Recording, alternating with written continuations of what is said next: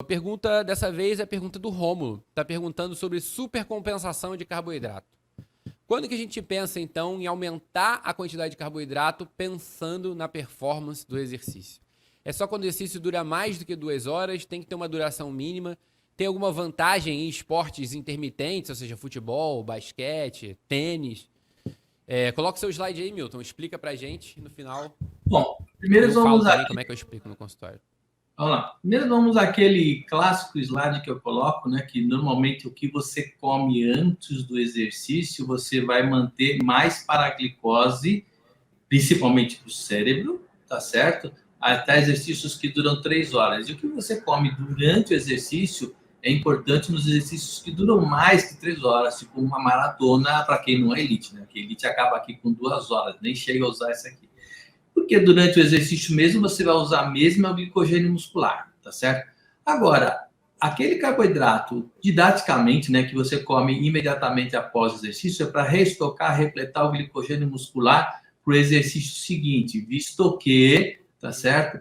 Quando você faz, por exemplo, 3 tipos de dieta, uma de 2.300 calorias só de carboidrato, outra mista e outra de 2.800 só de gordura, olha quanto que aqui você guarda de glicogênio muscular, 3,3 gramas por 100 gramas de músculo, 1,73 e 0,63 gramas por quilo de músculo. Olha quanto tempo demora esse glicogênio aqui a 75%, 167 minutos, 114,57.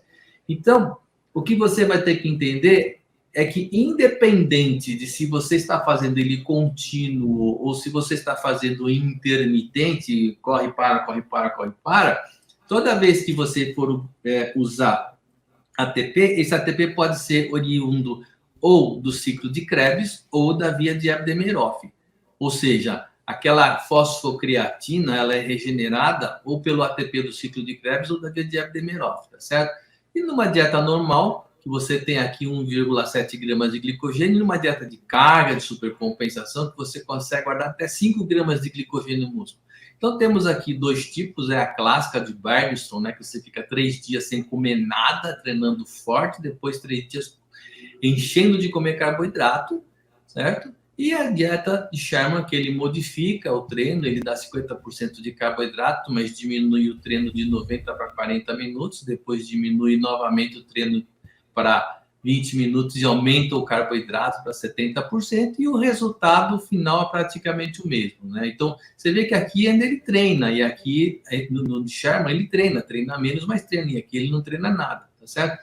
O que acontece? Quando você faz essa manipulação do carboidrato, você tem que entender que o primeiro contribuinte energético é o glicogênio muscular, porque a concentração de glicose fosfato, quando começa a acabar o glicogênio muscular, aí eu vou usar a glicose do sangue, só que essa via metabólica é mais lenta. Então, se você pega, por exemplo, um jogo de futebol, 45 por 45, mais uma prorrogação, vai dar mais ou menos 2 horas, dependendo de como ele está condicionado, porque quanto mais bem condicionado ele está, mais mitocôndria ele tem, mais ele vai queimar ácidos graxos e menos ele vai queimar glicogênio. Quanto menos condicionado ele está, ele vai queimar mais glicogênio do que ácidos graxos. E também depende da posição dele, né? Se ele é aquele que é o centroavante ou se é aquele zagueiro que vai e vem, vai e vem, vai e vem.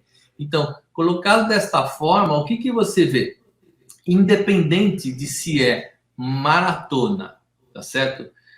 No caso da meia maratona, não tanto, mas no caso do jogo de futebol, que dura aí 2 horas, contando inclusive os intervalos, nota que começou a acabar o glicogênio muscular. E quem dá velocidade, quem dá potência do carboidrato é o glicogênio muscular e não a glicose sanguínea.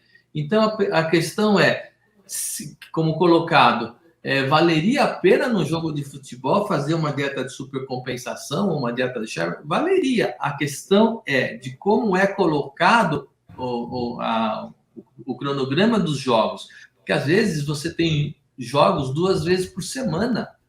Né? Então você não consegue fazer uma dieta de supercompensação. Se você tem uma dieta, um jogo 1 vez por semana só, você até consegue fazer. Mas se você tem jogos 2 vezes por semana, não consegue. Agora, uma coisa é certa, independente de você ter jogo, se você tem jogo 2 vezes por semana ou 1 vez por semana, acabou o treino, tem que comer carboidrato enquanto o corpo está quente. É o timing do carboidrato, é o melhor momento para você restocar, repletar o glicogênio para o treino seguinte, né? Eu lembro, na época, acho que era do Dunga, quando a seleção treinava com ele, falava assim, não, você não quer deixar os atletas darem entrevista, e ele falava assim, não, eles precisam ir para casa comer. Ou seja, não precisa nem ir para casa, entra no ônibus e come carboidrato, tá certo? Que é o melhor momento para você estocar para o treino seguinte. Agora, se você acaba o treino e fica dando entrevista lá, o seu corpo esfria, e aí depois você come carboidrato, vai liberar insulina. Então, necessariamente, não quer dizer que vai virar glicogênio muscular, pode virar triglicérides. E aí, quando chegar no dia da prova, no dia do jogo, capaz de você perder de 7-1, né? E é importante enfatizar, Milton, até agora os times de futebol, muitos deles, eles servem a refeição dentro do estádio ainda, para os jogadores se alimentarem e terem essa melhor formação de glicogênio muscular. É importante refletir sobre isso que o Milton falou, porque quando a gente fala em dieta de supercompensação, ela parte de dois pressupostos, ou seja, o paciente tem uma alimentação ali com uma quantidade de carboidrato, em que ela super aumenta uma semana, 3 dias antes da competição. Então, quando você fala de um jogador de futebol ou um jogador de basquete que tem jogo toda hora, você não tem como fazer uma super compensação específica a cada 3 dias, uma semana antes do jogo, porque uma semana antes do jogo tem outros jogos. E aí você para de chamar isso de uma super compensação e você vai ter como uma meta a distribuição de carboidrato ao longo da semana como um todo, né? Então, acho que é muito mais o conceito de terminologia, qual seria a menor maneira de comentar, mas sem sombra de dúvida, quem vai treinar em alta intensidade vai se beneficiar de chegar com mais glicogênio muscular, né? Então, é mais uma vez essa ótima pergunta que para a gente interpretar ela e poder responder, a gente tem que saber quem é o atleta, que exercício ele faz. Então, eu já tive pacientes no consultório que não são atletas profissionais, mas que fazem maratona, que nesse intuito de se preparar melhor para performar melhor numa maratona, acaba engordando. Come carboidrato demais e chega no final da maratona com um peso acima do que estava no começo da semana, tá? Então é muito importante saber quem faz, quando faz e se o objetivo é performar, sem sombra de dúvida, existe essa possibilidade nos atletas de endurance, né? E a definição de endurance mais aceita é acima de 30 minutos, como o Milton enfatizou aí, passando de 1h30, 2 horas faz mais sentido ainda, né?